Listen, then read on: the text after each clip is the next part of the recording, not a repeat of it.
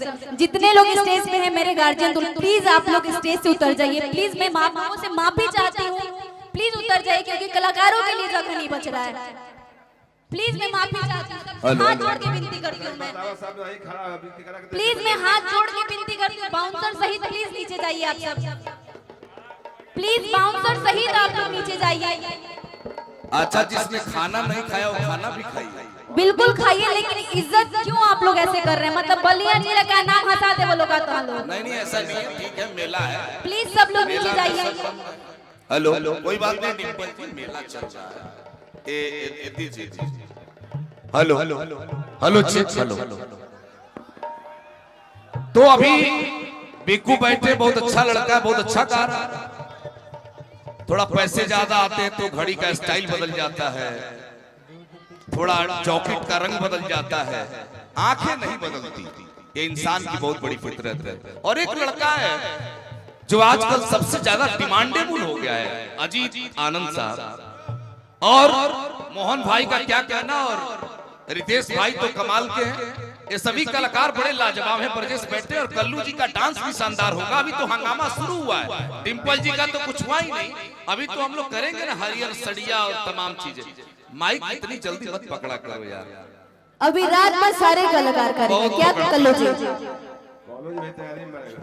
बहुत अच्छा है, ये बहुत अच्छी है और बहुत प्यारी है। राकेश भाई के लिए मूड बना रहा, इधर आ जाइए। ये जो लड़का है ना, हेलो, ये अच्छा बोल रहा है। तो मैं चाहता हूं इस दाढ़ी वाले लड़के के लिए, जो हल्की हल्की दाढ़ी में सबसे सुंदर है, काश्मीरी सेव जैसा है, अब मैं चाहता हूं एक बार कस के हला कर दीजिए, कस के हला राकेश मिश्रा जी के लिए। बहुत बहुत शुक्रिया। ये डिमांड बढ़ गई साहब।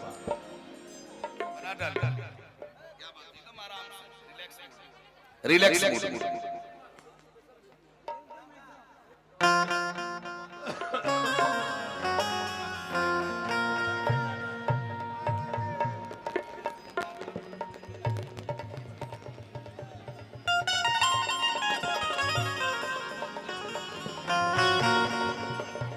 छोटे थोड़ा शांति बनाओ। पहले माहौल बनाओ।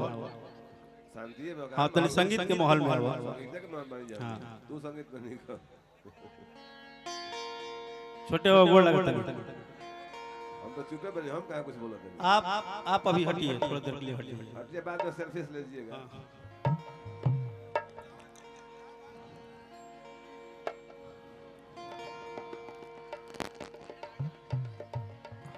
सर्वप्रथम आप सब आए, तमाम दर्शक बंधु, गार्जियन सहित जो भी बड़ बा छोट बा, सबके हम राकेश मिश्रा प्रणाम करतनी। वो ताली बजा के अपना आशीर्वाद दे दी।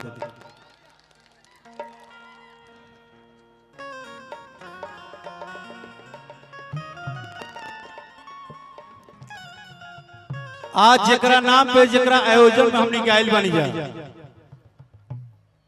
जकरा रिसेप्शन पार्टी में हमने गायल बन जाऊ, लड़का और लड़की, वो दोनों लोग के ढेर सारा आशीर्वाद दिल से पूरा कलाकार की तरफ से ताली बजा कर उधर सब आशीर्वाद देती। उनके चलते हमने गायल बन जा। और ज्यादा कुछ ना हो, बस अपने कहब कि गार्जियन सहित जितना भी हमसे बड़े स्टेज पे बैठल बनी के, हमारा से छोटा बुनका के आशीर्वाद के, बड़ा बड़ा पैर छू के प्रणाम। और डिंपल जी, एक सेकंड आइए। बेटा तो हर जगह नाम करता है, बेटा तो हर गांव का नाम करता है। बेटा इंजीनियर होता है, डॉक्टर होता है, हीरो होता है, जो भी होता है। पहली बार एक बेटी ने अपने धरती का नाम किया है। ताली बजा के आशीर्वाद दीजिए इस लड़की को। बेटा तो बहुत नाम करता है, एक बेटी भी ऐसी हुई जिसने आज पूरे भोजपुरी इंडस्ट्री को उतार कर रख दिया अपने गाँव में। और इसके लिए डिंपल, आपकी मेहनत, आपका वैसा मेहनत जो पूरे इंडिया नहीं, इंडिया के बाहर आपका नाम है। और पहली बार अपने गांव में एक बेटी नहीं, एक बेटा के तौर पे आपने मेहनत किया है। और इसके लिए ताली बजा के आप लोग आशीर्वाद दीजिए।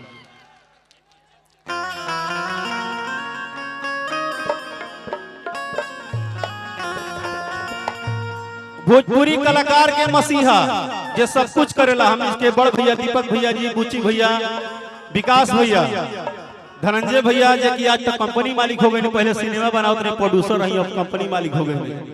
धीरज मेरा भगिना आया है, प्रिंस है, रितेश भाई हैं, कल्लू जी हैं, मोहन भाई हैं, अजीत भाई हैं। अजीत भाई हमारे सबसे बढ़िया संगतिया लिट्टी चोखा वाला। आंसू बाबा जो कि हम लोग के सबसे फेवरेट हैं। बिक्कू जो कि कम एज में सबसे चॉकलेटी लड़का है। रंजीत जो कि मुंह बोला भाई है। मेरा भाई यादव भाई जो कि सबसे बड़ा गीतकार है। और सभी लोग के आशीर्वाद के बीच हमारे जैसा एक छोटा लड़का जो कि गाता है, कभी गाने आता है कभी नहीं आता है, फिर भी कोशिश करते हैं कि कुछ गा के आप लोग का मनोरंजन करते। ज्यादा ना बुझाए, कोनो स्टार्टअप लागल ना, कोनो प्रकार के आज तक स्टार्टअप हमरा में भइल ना। अतना बुझाला कि गीत गौना ही अपना हिसाब से करे के चाहिए, अपना मिजाज में करे के चाहिए। धन्यवाद छोटू बाबा, पूरा टीम जेकरा से ना जाने हम कितना कम उम्र से राम के घर रह के खा पी के सियान भइनी। बेजा काम होता तो होता, ठीक बा। अब नहीं खिलाएंगे, तुम चुप रहो एकदम, बिल्कुल चुप रहो। रतन भैया, रतन भैया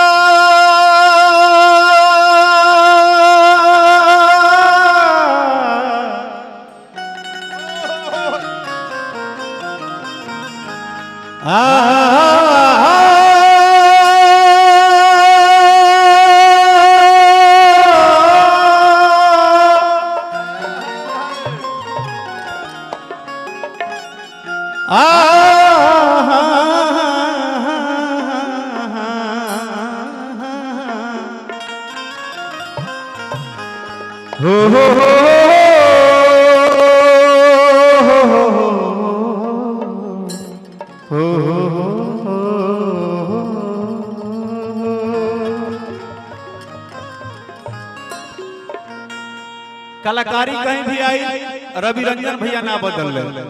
भरत शर्मा, विष्णु झा, मनोज तिवारी, न जाने कितना पीढ़ी बदल गया, लेकिन रवि रंजन भैया नहीं बदले। आपका आशीर्वाद, आपका प्यार, आपका अनाउंसिंग और आपका बल, यही हम लोग का ताकत है।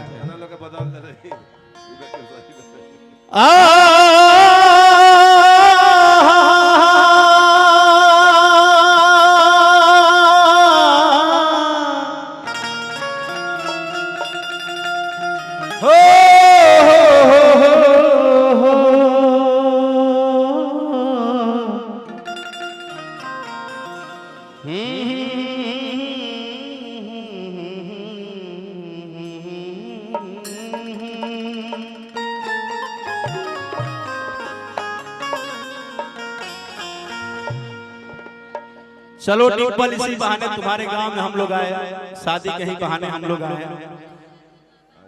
आपकी भी शादी होगा, हम आएंगे। कल्लू बोला है कि आपके घर में लड़का भी होगा तो हम लोग आएंगे। हाँ ठीक है, कुछ भी होगा तो हम लोग आएंगे, लेकिन अब भक्त भक्ति गाने का समय है नहीं, तो बस एक लाइन में अपना गाना खत्म करना। और हम एक ही गाना गाएंगे, रवि रंजन भैया हम एक ही गाना गाएंगे, नहीं एक गाना गाएंगे, बस एक गाना, एक ही गाना गाएंगे। ज्यादा डिस्टर्ब करे का जरूरत है, जितना लंबा जा लेकर निकल जाए। जमाना 2020 के बाद टेस्ट नहीं खेले, वनडे नहीं खेले। दीपक भैया का आशीर्वाद से वो ऐसा गाना जो हमारी जिंदगी पलट दिलस, हमारा जिंदगी के बाद भी होकर इतिहास बा, आगे भी रही।